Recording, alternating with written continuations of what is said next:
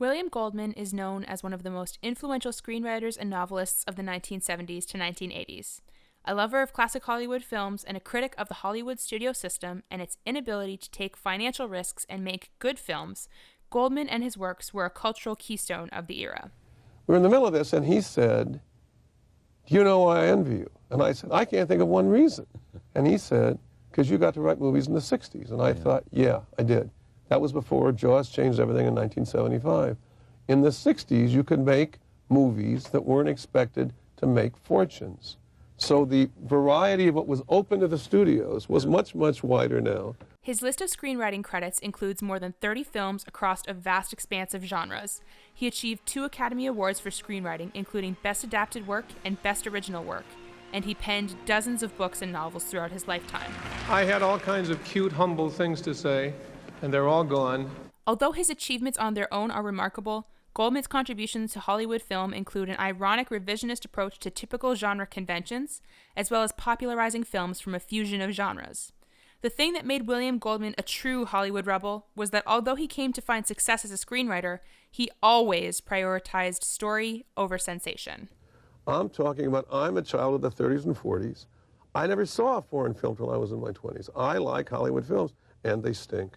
They want to make these ghastly testosterone Sylvester Stallone movies like Judge Dredd and lose a lot of money.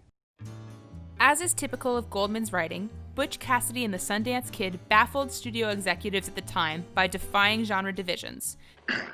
Listen, I don't mean to be a sore loser, but when it's done, if I'm dead, kill him. Love to. As was observed by Alfonso and Frago, despite being set in the Wild West, it was not a classic Western. It combined action with comedy, featured a friendly and relaxed atmosphere, and its characters behaved like urban youngsters of the time.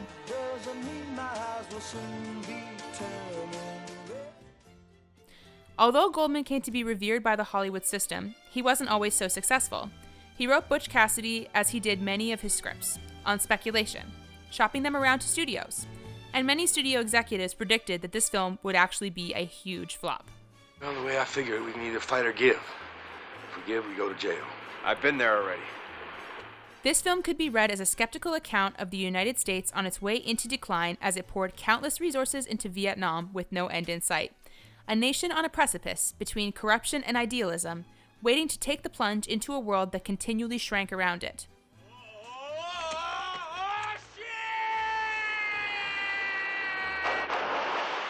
This film spurred an entirely new genre of films known as buddy movies, linking adventure to comedy and featuring prominently male camaraderie.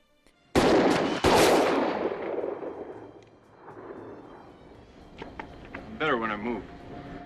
Examples of buddy movies informed by this new genre include films like Men in Black and Bad Company. Butch Cassidy and the Sundance Kid was novelist Goldman's first crack at a feature screenplay, and it secured him an Oscar for Best Original Screenplay. This is a robbery. Esto es un robo. Esto es un robo.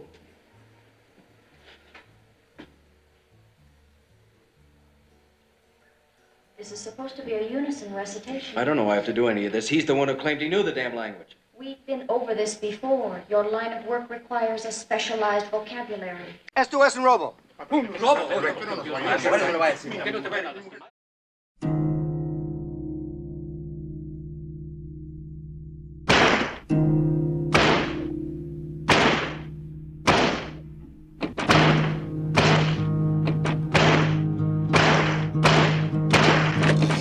All the President's Men's timely and deeply critical response to the Watergate scandal less than 5 years after its occurrence definitely raised some eyebrows in Hollywood at the time of its release in 1976.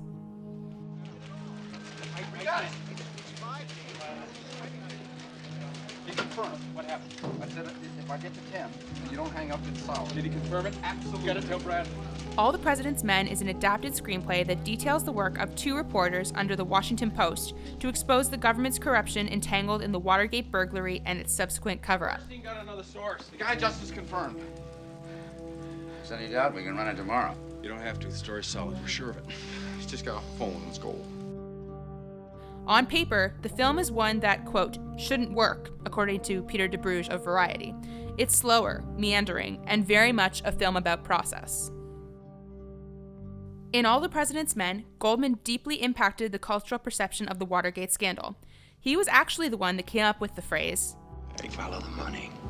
which has come to be infamously associated with Watergate.